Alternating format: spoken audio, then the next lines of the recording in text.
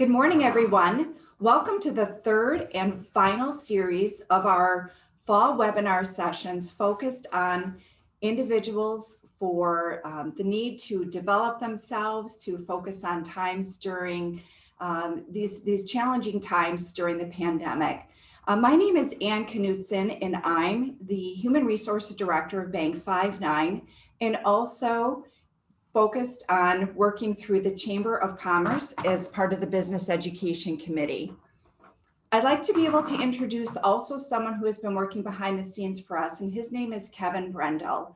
And Kevin is the owner of a full service technology company called Brew City PC.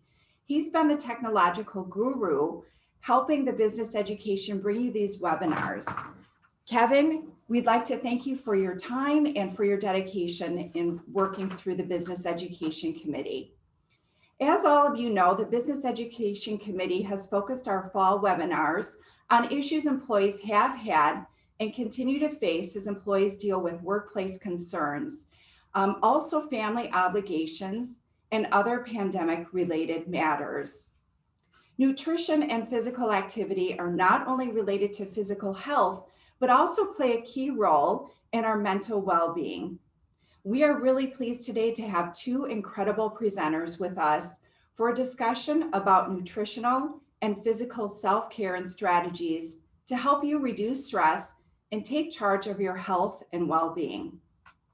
Bridget Wilder has a Bachelor of Science degree with an emphasis on dietetics and psychology. She's a dietitian, an author, a motivational speaker, and has been interviewed on major news shows, including Positively Milwaukee and CBS Canada's White Coat Black Art. She's going to share the concepts of nutrition and psychology and give us tips about how we can improve our overall health outcomes. Nick Czeisske, our second presenter, has a Bachelor of Science degree in kinesiology and over 15 years of experience in the health and fitness industry. He is a co-owner of Gym Lead Incorporated and CrossFit Rokius. He is passionate about helping people achieve their own fitness goals, even if they're just starting out, and will share strategies to help us improve our physical well-being. I'd like you to please join me in welcoming Bridget and Nick. Thank you both for taking the time to speak with us today, and our Oconomowoc businesses are really looking forward to hearing from you. So with that, Bridget, I will turn it over to you. Well, hello. Thank you for this wonderful opportunity. I've been very excited. I love anything in regards to sharing health and wellness, especially during a time like this during COVID-19. It is a very trying time for people. So my goal today is just to help give you tips on how to navigate the experience of eating and mental wellness and the association between the two. Wonderful. Glad to have you here. And I know the audience is really looking forward to hearing from you. Okay. So would you like to hear about me? Would love to hear. Tell us a little bit about your background then, Bridget. Please. Absolutely. So I am, first of all, let me just say I'm a widowed mother of 9 children. 9 children. Yes, I birthed 10. However, I lost my husband to congestive heart failure, and I lost a child to leukodystrophy. And I was also 170 pounds heavier than I am right now. Oh my word. So the strategies of nutrition, not only do I understand it from a professional standpoint, but the personal experience, I infuse that when I'm teaching concepts about nutrition. So before I even dabbled into helping others, I was my first client. And I always had a passion for nutrition. However, it was catapulted after experiencing extreme losses. So now I take my story and help others be well and not have to experience the things that I went through. So for me, the important component about teaching nutrition is to help people identify where they are mentally to prepare for changes. And right now, during the pandemic, people are often very stressed out, often eat out of emotion or fears or different things that they may be experiencing. So how could I help them navigate that? The first thing is to help them identify where their barriers might be. How do I tackle eating and stress and maybe being at home more often than I'm normally, less active? What type of food should I keep in the house to be healthier? That's the goal. Absolutely. Mhm. That's an incredible story and background, and I'm sorry to hear about your loss with your husband and your children, raising 9 children. Oh my Yes. goodness, that's unbelievable. So you've got a whole sampling of things in front of us, and Yes. let's talk a little bit about nutrition. I think we hear so much about what all these diets and these trends and Mhm. different directions we should go with our eating and our habits. And especially during times like today, the pandemic has created a tremendous amount of stress, and a lot of us turn to food for comfort. Yes. So I'm seeing in front of me a lot of what I would call comfort foods, and some seem really nutritious. So can you tell us about that, Bridget? Sure. So one thing I want to mention is my business is called Perseverance Health and Wellness Coaching. And I also do corporate and community nutrition programs. And whenever I teach a session, my goal is to help people declutter their cabinets for weight loss success. And oftentimes when people hear me say that, they think that decluttering means taking out all of the highly processed foods, all of the sodium, all of the sugar. I'm just going to go in your house and pull everything out. Okay, that's part of it. But decluttering your cabinets for weight loss success or even just eating healthier is to identify what is in your space that's hindering your process. Do you have a support system that is encouraging you on your way to wellness? Or do you have people in your space that sabotage your goals? What type of food access do you have? Do you know what healthy food is? So my goal is to help identify that today. So some of the things that I have here is one thing I want to explain. And if I was to call this a segment, it would be eat this, not that, or understanding what healthy food really is. Mm-hmm. So if you don't mind, I would like to define what health is. By all means. Okay, so the World Health Organization defines health as a state of complete physical, mental, and social well-being, not merely the absence of disease. So just because some people may have sicknesses in their body, but that doesn't mean they're not well. It's a state of being whole in mind, body, and physical, mind, body, and spirit, mm-hmm. or emotional balance. So you could be dealing with diabetes or heart disease, but if you have issues where you can't mentally navigate how to get out of depression or how to get out of poor eating habits, it all correlates. So let me just segue into the food. So one thing I want to say is oftentimes when we go to the grocery store, we see so many products and we can say, hey, I really want to eat healthier. I don't know where to begin. Right. So oftentimes we may see things like cauliflower crackers, which would suggest that it's made out of vegetables. And it has cauliflower in it, but it's the exact same thing as Cheez-Its. Matter of fact, it has more sodium than regular Cheez-Its. It has more carbs than regular Cheez-Its. But you would think that this is healthier. And oftentimes marketing can get us messed up. So if we have goals and we don't have anyone teaching us how to make those changes, we could keep chasing our tail and not figure out what is going on. I'm doing everything right.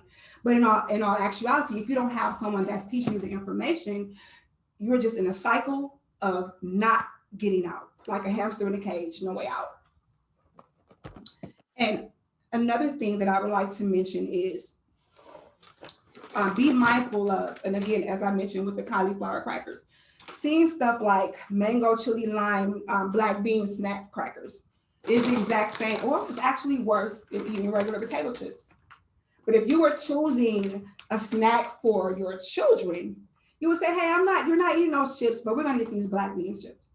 This is something that you can have and it's fun, and I'm not gonna let you eat those chips because it's just not good. But this has 130 calories, this has 130 calories. This has 6 grams of fat, this has 6 grams of fat. This has close to the same range of carbohydrates. And all of those things are hindering our process. Now, let's talk about the mental component of that. Sometimes healthier foods can be more expensive, right? And sometimes we feel like we have to make choices based on the price of foods. And yes, that's very important. But if you don't spend your money for healthy foods, you're going to pay for it in your health. I showed you a couple of snacks, but I want to, before I go back into this area, let's talk about foods that we should be eating just for a brief moment. And balancing our plates daily. And it is a mental component of that. I'll get back to that. So here I broke down different meals. This would be like a dinner choice. Take the top off. So when balancing your plate, I got the physical form and I got the paper form. It's recommended that half of our plate be fruits and vegetables, a quarter of our plate carbohydrates, and a quarter of our plate being a protein choice. So if we eat a well-balanced meal throughout the day, this will help us navigate eating right and avoiding excessive weight gain during a time like this. However, if we talk about the mental component of it, I'm dealing with stress. I don't have time to cook. I'm doing all these Zoom meetings at home. How do I navigate that process? For me, every time I have a client or a business that I work with, when I'm dealing with people one-on-one, the question I always ask is, how bad do you want it? And the reason why I ask that question is I want people to get in a space to understand that they're worth it, that they're valuable enough to make the sacrifices that they need to make to be healthier. They're valuable enough to get the nutrition information, research and find out who can assist them on their journey to wellness. How can I learn different strategies to deal with the emotional side? Another emphasis that I teach is how to avoid emotional eating habits and how to identify those triggers. One of the ways that you can do that is actually logging how you feel before you eat. Let me give you an example of what I mean. Now, say I am on this goal. I know I got to eat healthier. And my mind, my goals are telling me that I need to eat the orange. But emotional eating wants me to eat the cake. So I have to make a choice. Am I going to choose to go after something that I want very badly? Or am I going to choose to cave into my emotions? And that's easily done. But here's the thing. Food in of itself is not the enemy. If I have this cake and this orange in front of me, it takes my mind to tell my hand to pick up which item. But mentally, I'm battling, I don't feel like eating an orange. I got a taste for cake. And oftentimes during emotional eating, we're more prone to eating salty and sugary foods. That's what a lot of people are dealing with during the pandemic. So they're not making, oftentimes, I won't say all people, but oftentimes when you're doing things mindlessly, you're not even considering that you're eating out of emotion because you may not be aware of that. So before you start eating, start journaling. Why am I eating? Did I just get done eating a meal? Why am I choosing this snack? How often am I choosing these snacks? How often throughout the day am I eating out of my emotion or am I eating out of my body's physical need to survive? I'm talking a lot. Did you want to interrupt me? No, it's very good. You know, there's a couple of things that struck me as you were talking. And first and foremost, I think we can inherently tell ourselves this is better for us to do. We should do this. And like you said, on an emotional level, we can say, I'm just going to have one bite of cake and then I'll finish with the orange. Do you recommend something like allowing yourself to go, I'm going to eat healthy first, and then if I'm still hungry, then I can go ahead and have the cake? I mean, how does one make that transition in the mind to go, I do need to make better choices? Yes. So is that a strategy you might recommend? Yes. Now, I never recommend not having things that you really enjoy from time to time because that's unrealistic. Mm-hmm. For my weight loss journey of 170 pounds, I had days where I had things that I really enjoyed. But the goal for me to be physically, I used to have diabetes. Used to is an operative word. I ate my way out. When I got diagnosed, it was early on when it was in really deep in. It didn't progress really bad, so I was able to catch it. And I used to be on insulin, but when I went to the doctor, I explained to him my desired goal was to lose weight. And though he wanted me to continue to be on medication, there's nothing wrong with that. I never tell people not to take their medications. Yes. Even if you lose weight, I do not make that recommendation. You follow the instructions of your physician. However, for me, I was able to eat my way out of diabetes just by balancing my plate, dealing with my emotional eating habits. And when I was over 300 pounds, I ate my fears. I didn't know that. And when someone else pointed that out to me, I was like, whoa. I started jotting my eating habits down and I found my pattern. So to get back to your question, once you know your mental state and your pattern, you can deal with what you know. If you don't know, you can't make a change. So go back to that. You just Sure. mentioned someone brought that to your attention. Can I get a little personal and say, who was that someone and how did you then start that journey? So it was a person that was a grandfather figure in my life, very close to me. And he noticed me just gaining an excessive amount of weight. He was very in tune with me. And he said, Bridget, I really think that you are eating your fears. Because I always went to him with my stuff when I was having challenges and stuff like that. How he knew it, I can't really say. Okay. However, he was right. And I didn't necessarily believe him at first until I started checking my pattern. And at the time, I was dealing with a sick husband and a sick child. My child was in Children's Hospital. My husband was in Freighter at the same time. I would never forget it. So I was walking from Freighter to Children's Hospital with a weight problem. But here's the thing, I wasn't ready to deal with it yet because my emotional state was so bad that food was the last priority on my list. So I had to deal with that when it was time to deal with that. And that can be a barrier for people. Sometimes when you're not ready, you're just not ready. But at least get to know where you are so that you can make the adjustments so that when you are ready, you can make those changes. But making those changes sooner than later can save your life. Now, do you recommend people seek some professional guidance and help? I mean, obviously with your business and what you do, is that something you help individuals? Because it's so easy to keep putting things off. Yes. I'm not ready. Oh my gosh, it's the pandemic and this is all that I have. And now the holidays are coming up and, oh, it's my birthday, so I'm going to celebrate. You know, it's so easy. So how do people make that leap? Do you recommend they seek professional guidance? Yes, I recommend that they seek professional guidance.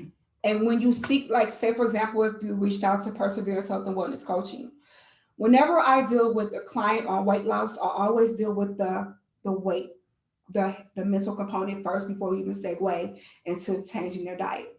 And also do your research. There's a difference between a dietitian and a nutritionist. A dietitian is a science-based degree where we have to study the impact on food on health. We have to do sciences. It's a science degree. Whereas there are people who can lose a bunch of weight and figure that they can help the world because they achieved a goal, when they may not have the necessary tools to help you overall be successful. There are a lot of mini diets out here that can trick you up. There are a lot of different things that people are going after that can really cause them to be in a state of just in a cycle of, okay, yeah, I lost it, but I'm going to gain it back. If I'm just going on a diet, there's a difference between healthy living and a diet. A diet is short term. A diet it's not going to last you for the rest of your life. But if you learn how to eat healthy and understand that it's a lifestyle change, then you will be able to understand that this is something that I'm going to do for the rest of my life. So when you talk to me about having this cake or at times, that's fine. Right. That's called lifestyle. I'm not going to go to a wedding and say, give me the broccoli and peas while everybody else is eating steak and lobster. I want the steak and lobster. There's a moment in time for that. But, you know, and another thing I want to talk about is sometimes people have surgeries, bariatric surgeries and all those different things. If you have not dealt with the mental state of that, you just wasted. You just got cut on. and you can just become frustrated. Moms, I love helping moms because moms, not that men are very important, children are very important, but oftentimes we are the caregivers. So if I can get to that mother, I'm going to help that husband, I'm going to help those children because she usually makes the health choices. Now, I know I said a lot, but it's not as difficult as some may think it is. It's really not. Once you learn the type of foods that you eat and you identify that you're ready, I've had clients lose up to 30 pounds within a month. 85% of weight loss, and everybody's not on a weight loss journey, is what you eat. Exercise is extremely important, but if you do not eat right, you're eating yourself, you're just wasting your workouts. Bridget, I've heard this saying, and I love to talk about this. Sure. And that is, you can't outwork out a bad diet. Oh my God. You can't outwork out a bad diet. No. And abs are made in the kitchen.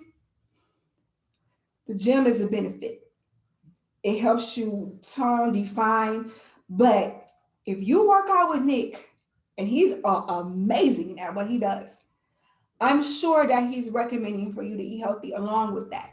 Otherwise, you're shooting yourself in the foot. And that could be very frustrating. And oftentimes, the first thing people say is, I can't do this. I can't. It's not working for me. No, relax. It can work for you. Just follow what's being taught to you and just be aware that it's not set up to be easy, but it's worth it. Definitely. Let me get to something really practical. Sure. And one of the things that you talked about, and just maybe for someone who doesn't isn't on this huge weight loss journey, but just making better choices. Sure. What do we look for in a label? So, my eyes tend to go to calories and a little bit of fat grams, and then that's about it. Well, that's a great point. Oh my God, Okay. that's one of my favorite points. Now, I will tell you, as a nutrition professional, the last thing I look at is calories. The first thing I look at is carbohydrates, because carbohydrates turn into sugar, sugar turns into fat. So if we eat too many carbs, which turns into sugar, which stores itself as fat, you will have excessive weight gain.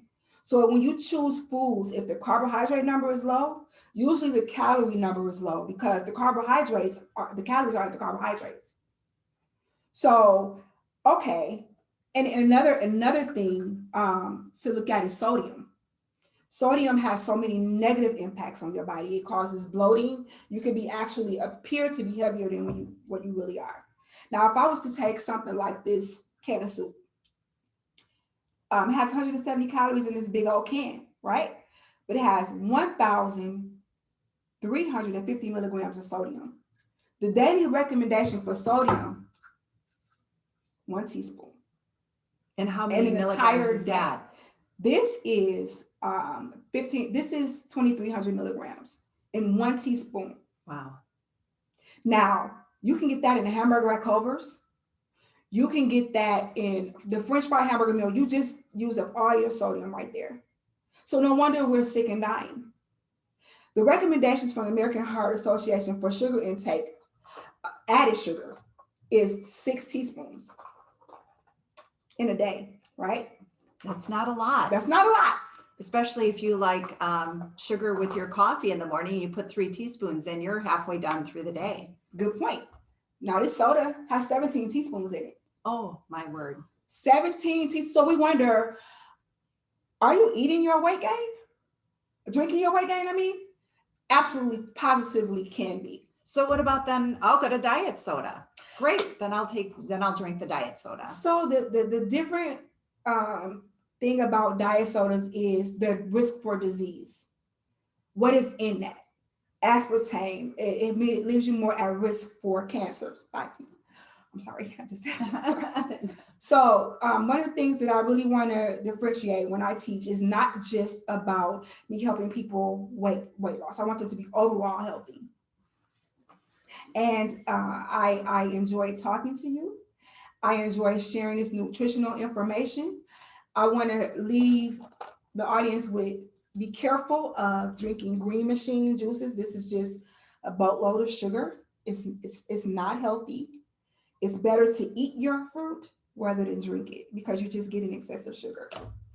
Bridget, I do have just two last questions for you. And again, I like a call to action after we have these types of sessions. And the question that I have for you really stems from where can someone go to find out what, based on age, on gender, on weight, on other factors, what should my breakout look like in terms of sodium intake, the carbohydrates, the fat grams? What is one resource I can go to say, this is what I should be following?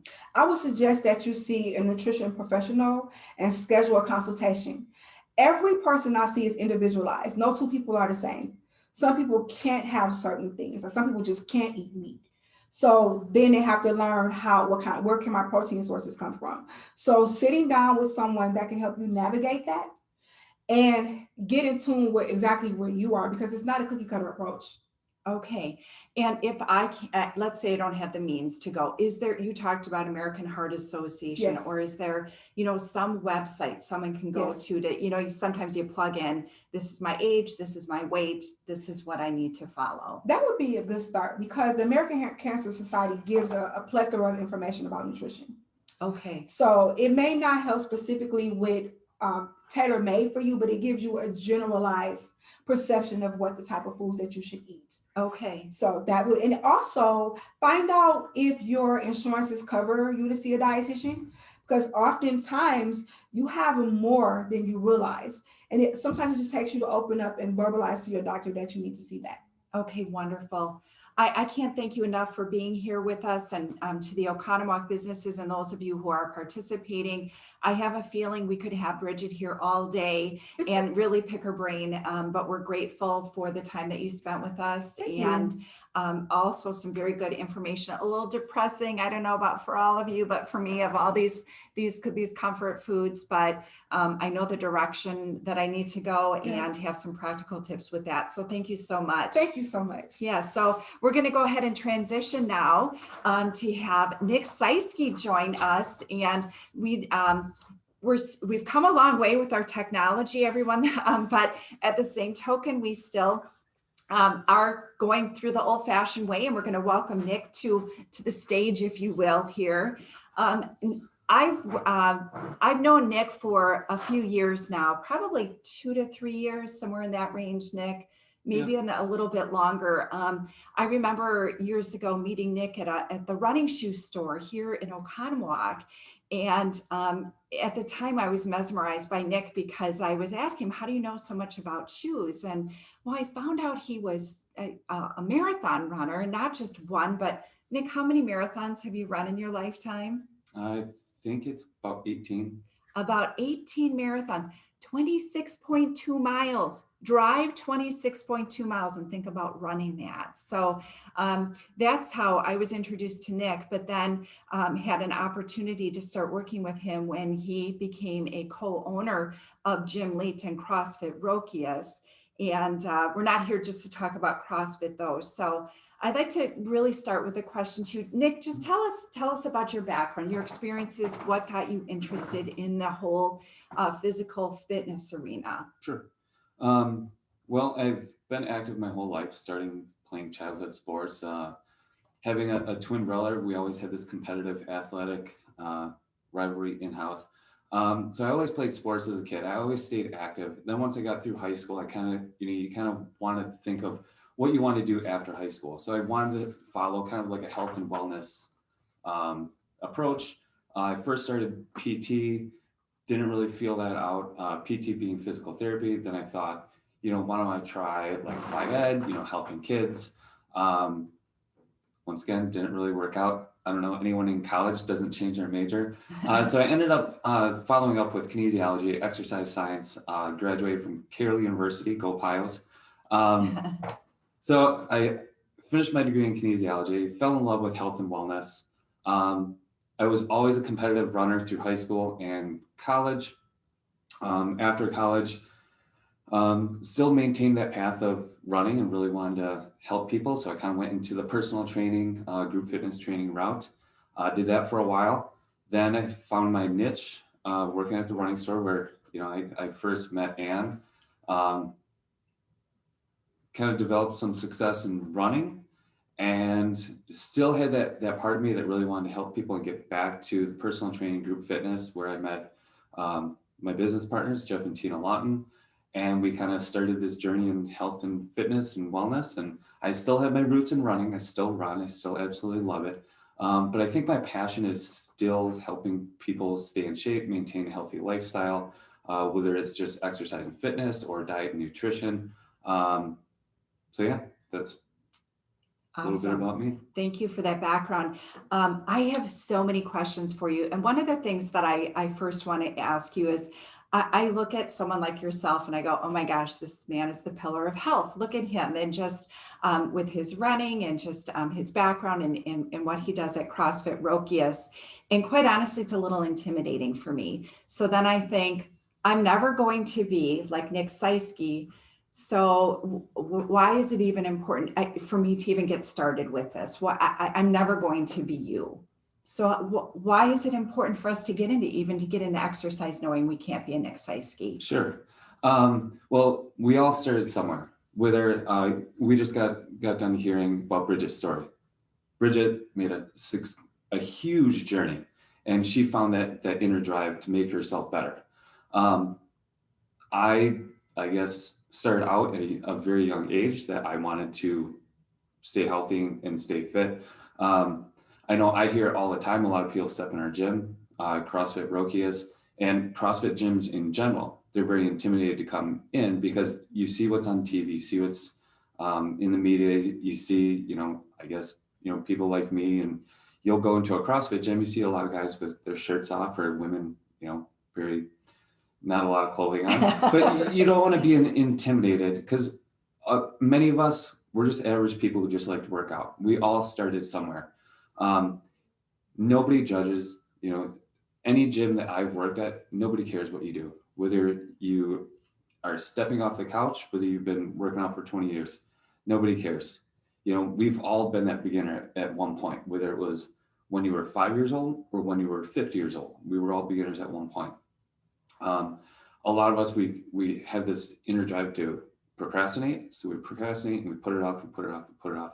Don't stop. You just have to start somewhere. So I hear a lot of people talking at the gym and the various facilities that I've been at, and even friends and family members that will say, I'm really struggling with this, and I'm going to join a gym once I get in better shape. Sure. Then I'm going to join the gym, because when I join a gym, I'm afraid I'm not going to feel good the next day. I won't be able to move, and I won't, and I am intimidated by all the people to go. I know you say people don't care about how I look, but I'm really intimidated. So should someone really try to get fit before they even join a gym, or before they start doing group activity and exercise? I hear it all the time. I hear a lot of people come to me and say, well, I need to get in shape first. Well, in the back of my mind, when I hear that, I feel that's kind of an excuse. We all have excuses. And we're here to get you in shape. So if you take the road that I need to get in shape first, we're going to keep putting it off, because mentally we always have that procrastination inside of us. So we want to put it off. Like Bridget had said, seek professional to get to your goals. Yes. Now, we're professionals. This is what we do for a living. When I go and get my hair cut, I don't trust anyone. I trust someone who's a professional that's done it before. So it is our job to get you in shape. Bridget's job is to make sure you're eating healthy. So we're trying to streamline that process and make you healthier quicker. So I love that analogy of, I don't know about all of you out there, but if I tried to cut my hair, I'd just say, we don't need a professional to do that. So why shouldn't it apply to some of the most important things in our lives, right? When we talk about physical fitness and nutrition. And I think that's a really good point. The other thing I really like to focus on and talk about too is accountability. And that is, I think both you and Bridget have now mentioned it, to go, sometimes it takes that professional. There are some people that are really good about holding themselves accountable, but unless there's some guidelines with that. So talk about accountability and just in terms of then how you work with others and how that can help hold you accountable, whether it's in a gym or with friends or other people you're exercising with. Sure. So the best ways that I've found accountable. So a little backstory. I went through a rough time in my life, and my wife was the one who kept me accountable. So I try to keep other people accountable. Number one way to get yourself healthy and to start a program is have a workout buddy. Have someone there. I know, and you have Tony has you. You guys work out together. You can keep each other accountable. I don't know how many times I didn't want to go out for a run. My wife said, we're going. So you go. Even though you don't want to do it, but deep down, you should. In the health and wellness industry, there's people like us, personal trainers, fitness instructors. A lot of us hire personal trainers because we keep you accountable. If you don't have a trainer telling you what to do, you're not going to do it. And having a workout buddy, a personal trainer, a group fitness class, something that's going to pull you along to keep you accountable and keep you staying fit.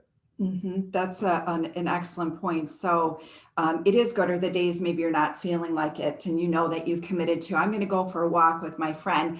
I don't really feel like getting up at 5 a.m., but I know my friend is going to be there. So now I need to do that to be there with my friend. You know, the other question that I have for you, Nick, is there kind of like nutrition, and there are so many different plans and options and diets. And we talked about diets are not the way to go. We need to focus on a lifestyle change. So exercise and activity, you know, you're now into CrossFit and these are rather intense sessions, and a lot of people have heard about it, or marathon running. Which one do you recommend for people? What is the best exercise program? Sure. Well, I don't want to say I've done it all, but I've pretty much done almost all fitness programs out there. I've done yoga, I've done group fitness, I've done step aerobics, I've done spin instructing. I love spin. I've done marathon running, I've done swimming, I've done TRX, CrossFit, weightlifting. I've done a little bit of it all. My best advice to anyone is find what you want to do. Like, find what your passion is. I liked running for a long time. I still love running. And when I see runners that see people who are big, bulky, like, oh, I don't want to look like that. Well, runners like to look like a runner. Bodybuilders like to look like bodybuilders.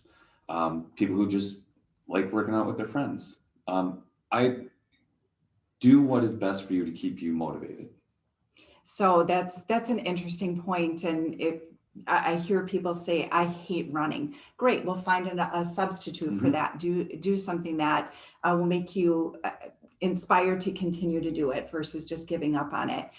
Nick, with your background in kinesiology, I'm really interested in talking about individuals who maybe have physical limitations. So maybe someone has had a hip replacement. I don't like to classify just older people in general because I've seen some incredibly fit older people, but as we age, our bodies obviously change. What do you recommend for people who have these obstacles that they're faced with? Sure. Well, directly related to what I do day to day, running a CrossFit gym, I see people of all ages, abilities. We use the term of scaling. So we'll modify a movement to make sure everyone gets the same workout in. If you can't do, let's say, a box jump, we'll have you do a step up instead. If you can't squat to full depth, don't squat to full depth. So a lot of us, you know, we all have our little limitations or injuries or ailments that we have to modify things as needed. Now, let's say you have joint-related injuries that you can't run. Like you said, you hate running.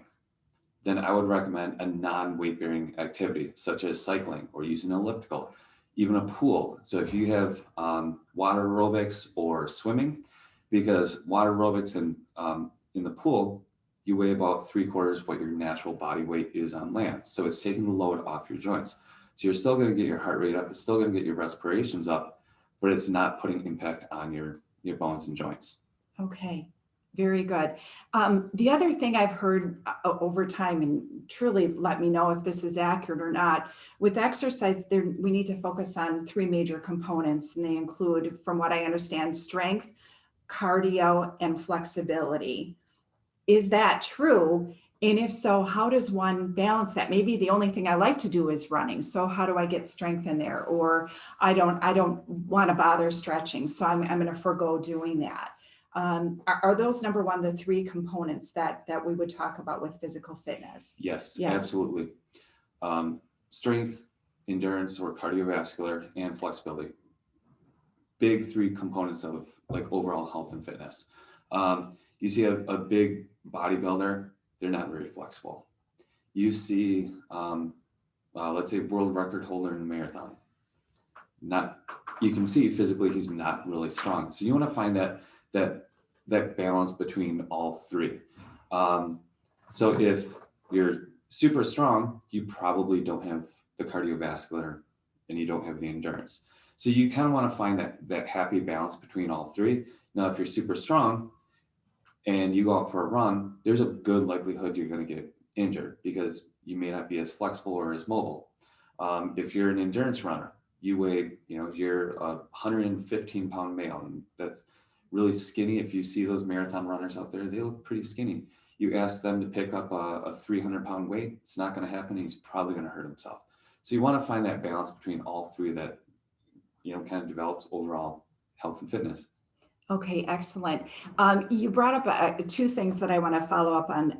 Number one, and I can say this personally, now that I'm getting a little bit older, I used to, I was focused a lot on cardiovascular activities. And so I did a lot of running. And then over time, I really had serious hip issues because I wasn't focused on the stretching component. And so I'm glad to hear you say you need to really focus on all three. So when we talk about longer living and healthier lifestyles, things of that nature, to have that balance. And that's where, whether you're at working with a physical fitness trainer or even online. And let's talk a little bit about that. People going to the gym can be really expensive, and even buying exercise equipment. And, we can talk about these things, but let's say I just don't have the finances to be able to do that. Where do I go? How do I get started? Sure. There's a lot of online resources out there that are free of charge. Not to advertise my own company, but Gymly Incorporated, Gymly Fitness, we have our own free fitness app. It's basic. If you have an iOS device, you can free download it and gives you tons of exercises. You can even Google exercises to do at home. It'll give you a laundry list of things to do. I would, before you do any of that, if you do have the ability, consult a professional. Like, is this a legit program? You always want to look at a reputable source where you're getting that information from. You don't want, Joe from down the street putting together a program that has absolutely no business putting together exercise programs. There is a scientific approach to why we put exercise programs in the way they are. So look at the source where you're getting it from, but there's a laundry list of things that you can do. If you have a friend that's in the health and fitness industry, we're always eager to help people at no charge. Just, I don't know how many times friends have asked me, do you think you could put together a program for me? Which, is how I met my business partner, Tina. Is she traveled a lot for work. I gave her a workout program. She would do her program in her hotel rooms, and then that led to us developing a fitness app together. So there's a lot of ways that, even Pinterest is a great source that you can look at fitness programs that you can do at home. That's really good to hear, very reassuring to go, I don't have to invest a ton of money to be able to do this. Do you recommend someone have a medical evaluation from their doctor before they start it? You talked about really seeking someone who's a professional in the fitness industry, but even a medical doctor to say, what's the condition of my heart and other, again, maybe joint issues. Yes, absolutely. So if there's underlying issues, starting an exercise program, the big thing I see is a lot of people do too much too soon.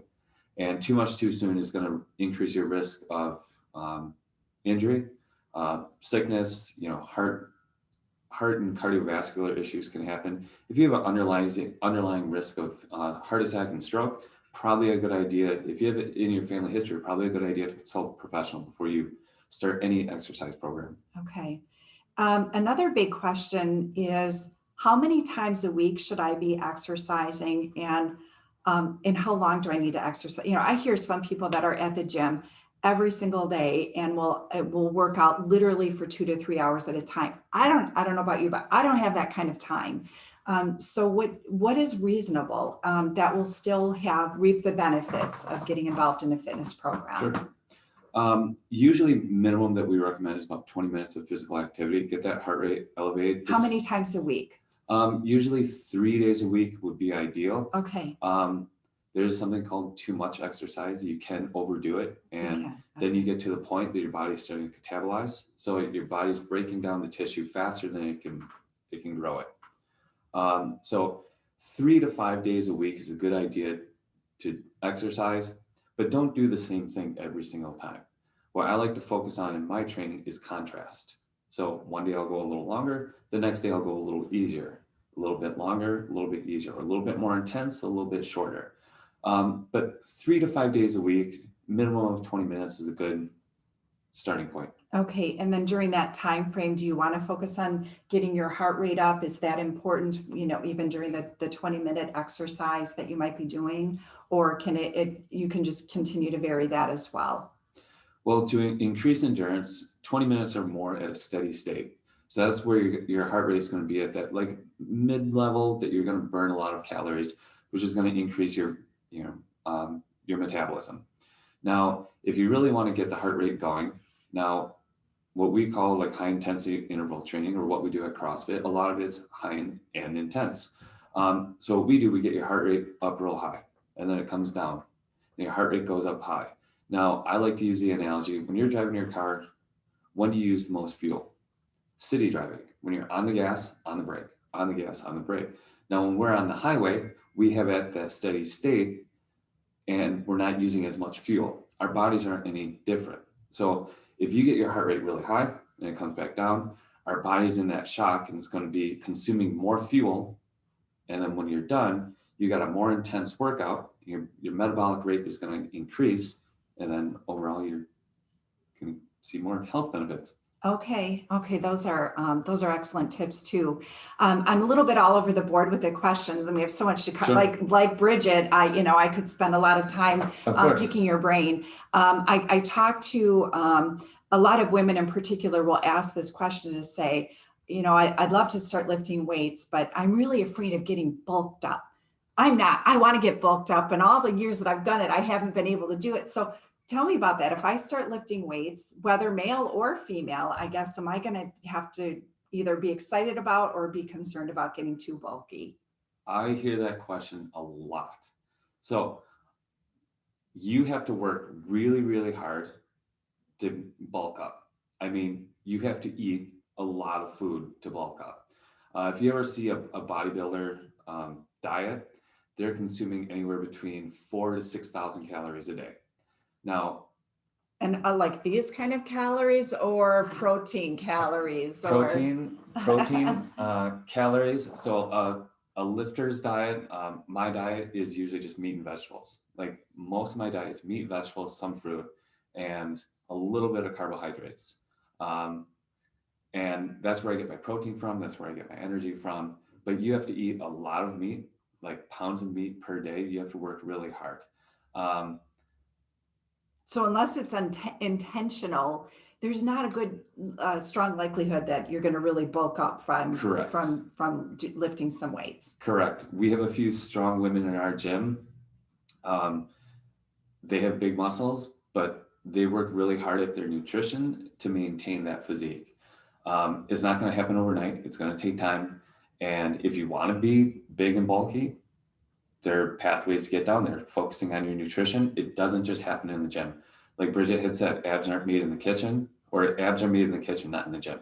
So do you believe that too? I mean, absolutely. I have to say, I like to reward myself. And when I go to the gym and I have a great workout, to go, oh, now I can have a couple glasses of wine, and I'm going to have that bowl of ice cream tonight. Does my working out offset what I, plan on eating? Yes and no. Nobody's perfect. Nobody out there is perfect. I enjoy beer here and there. I enjoy wine here and there. I also like ice cream. but that doesn't mean 90% of my diet is as clean as can be.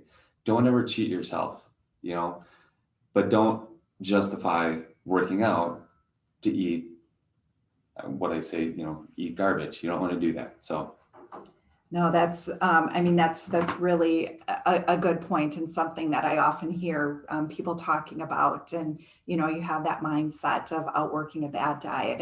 And quite honestly, you see younger individuals and they can do that. I look at my 16-year-old son who kind of eats like garbage, and he's the kid also who focuses right now. He's just focused on strength and bulking up.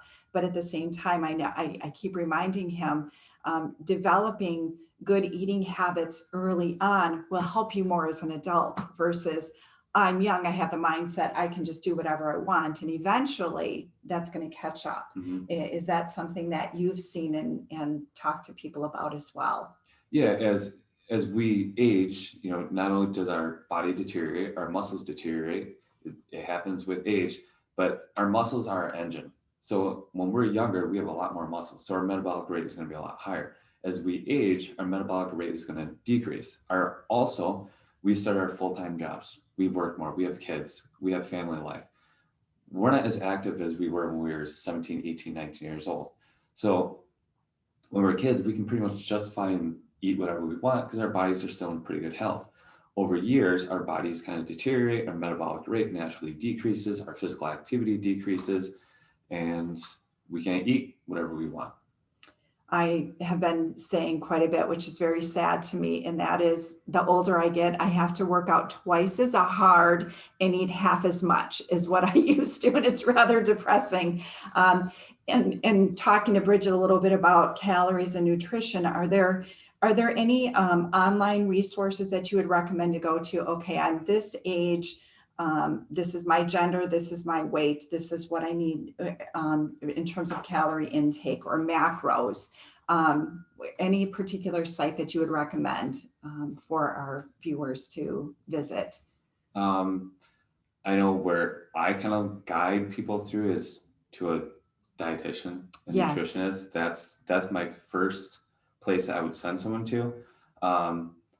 You can even look up what is my macro intake, and there'll be 20 different sites that'll come up. Talk about macros. What does that mean? What are macros? So when you break that down, does that consist of fats and carbs and protein? I think those are the three components. Yes. So based on your body weight, your macros are going to be how many macronutrients you're going to use based on your body weight and your physical activity. So for someone who maybe wants to bulk up, their protein and carbohydrates are going to be a little bit higher than someone who just wants to lose weight. So as your weight fluctuates, as your physical activity may fluctuate, your macronutrients may increase or decrease. Okay. And I found too, and unfortunately, because of social distancing, we can't have the panel up here with Bridget talking through some of these things as well. But from what I understand as well with the whole macro concept, women in general tend to eat a lot less protein than men. I hate to generalize that way, but I do find that, and to say I'm going to avoid meat and I'm just going to focus more on vegetables, which can also be heavy in carbohydrates. And I know personally, when I went through that activity and working with a nutritionist, I literally needed to take in twice the amount of protein than what I thought I needed to take in. And it really is, the focus was on being able to sustain that energy level and to feel more full as well by consuming protein. Is that what your experience has been and what you understand as well, Nick, especially when you have an exercise routine? Sure. Yes. So when I kind of break it down, so you take a gram of carbohydrates. It has more calories in a gram of carbohydrates than it does in a gram of protein. Even though a gram is a gram, they're going to weigh the same. But the amount of good stuff is going to come out of that protein gram. So you could eat 100 grams of protein and 100 grams of carbohydrates. You're going to get about 20 more calories out of the carbohydrates than you would out of the protein. The protein is going to make you feel a lot fuller, but you're going to get more calories. A calorie is a calorie, no matter how you look at it, whether it's a sugar calorie which is a carbohydrate, or it's a protein calorie. It's all the same. So if you fuel those calories with more dense food, you're going to feel fuller. Your calorie intake is going to be lower. Your protein intake is going to be higher. Now, for example, you take a candy bar, it's 300 calories. You take a turkey sandwich, probably about the same amount of calories. You could eat either one, but if I eat that candy bar, I'm going to be a lot more hungry than if I eat something that has the same amount of calories and a lot more protein and substance to it. Very interesting. One last question for you, Nick. We're obviously getting to the holidays. We just passed Thanksgiving and now it's Christmas. And I just say, I'm going to wait until the new year to start an exercise routine. Is it okay to say I'm going to wait? I would say no. Don't keep putting it off. Mm-hmm. Start somewhere. Whether it starts with walking a mile every other day, then increase that to the next week, walk a mile and a half. Don't even look at distance. Go, I'm going to walk 10 minutes every day. Then go, I'm going to walk 15 minutes. And I tell that to people who even want to start running. Start walking X amount of minutes per day, and then increase that amount. And then run 2 minutes, walk for 1. Run 2 minutes, walk for 1. So start somewhere, whether it's increasing your walking, increasing your weightlifting, hire a personal trainer, hop into a group fitness class, hop in the pool, get on a bike. Don't wait. Perfect. Good words for all of us during the holiday season and everything else that we're faced with. In the winter, there's a lot of activities too to be able to focus on indoors, outdoors as well. Nick, I want to thank you so much on behalf of the Chamber for being here as well. Both you and Bridget were really wonderful resources for us and gave us some great practical tips that I think we're all looking for. So really appreciate that. I do have a few announcements, and in this time I'm going to refer to my paper instead of my screen that I have in front of me. Was stumbling initially with that. So I wanted to really conclude with a couple of announcements for everyone. First and foremost is all of you know within the audience, we continue to focus on bringing you some relevant information and really call to action, if you will, ideas and suggestions as we work through the times that we're faced with today. We really want to emphasize that as a chamber, we want to continue to be strong partners to you and for you. If there are ideas or suggestions that you have that could help strengthen that partnership or what we can do in terms of supporting you, we welcome you to reach out to us as a group of individuals here to support you. I want to share with you a couple of things. Number one, the business education is really working hard already at planning next year's offerings, but we really need your help. For the last couple of weeks, in our weekly e-blast, we have been asking members to take a really short survey to ask for your feedback for educational topics and formats for delivery. The survey is closing this week, and we hope that you'll take just a minute of your time, and I promise it's not going to be longer than a minute. In fact, probably about 30 seconds to complete that survey before this coming Friday. Your input is going to go a very long way in helping us determine and shape the types of programs and offerings that we have for you next year. And then finally, I want to remind you, everyone, of our upcoming virtual awards. We had a number of incredible businesses and organizations and people nominated for our 5 categories. And our executive committee had a very difficult task of narrowing the nominations to the top 3 and then picking the winner. And I'm sure that all of you saw our top nominees announced in the e-blast or on Facebook or on our website. But if you didn't, please make sure to visit our website to find out who those individuals are. The winner in each category is going to be announced during this year, for the first time, our virtual award celebration on December 16th, starting at 4:30 in the afternoon. So mark that date down, December 16th. So you can see the nominees and register for a link to the event at the annual awards page at the Chamber website, which is www.oconomowoc.org. We've also put together a really fun celebration supply kit. I got to see a little sampling of what that is, and I can't wait to get mine. It is filled with refreshments, including adult refreshments and snacks. Can't promise they're all going to be healthy, but that's okay. It's not huge piles of food for a group of 6 individuals. So I do encourage you to request one of those supply kits. Not only are supplies limited, but you can feel good about ordering one because the proceeds for each kit, a small portion is going to be donated to the Oconomowoc Food Pantry. I do want to highlight that the awards ceremony is free to attend, but the supply kit, there is a small cost. And again, for a great cause, a small portion of those proceeds will be going to the food pantry. And so the other thing that I want to emphasize is that the more that we have that are involved, I would say in this awards ceremony, the more impactful it's going to be for those who were nominated and ultimately selected. So please, let's support each other. I'd like to thank everyone who joined us today, and I hope you have a great rest of your day. And I'm going to end with the same thing that I always do, and that is be well.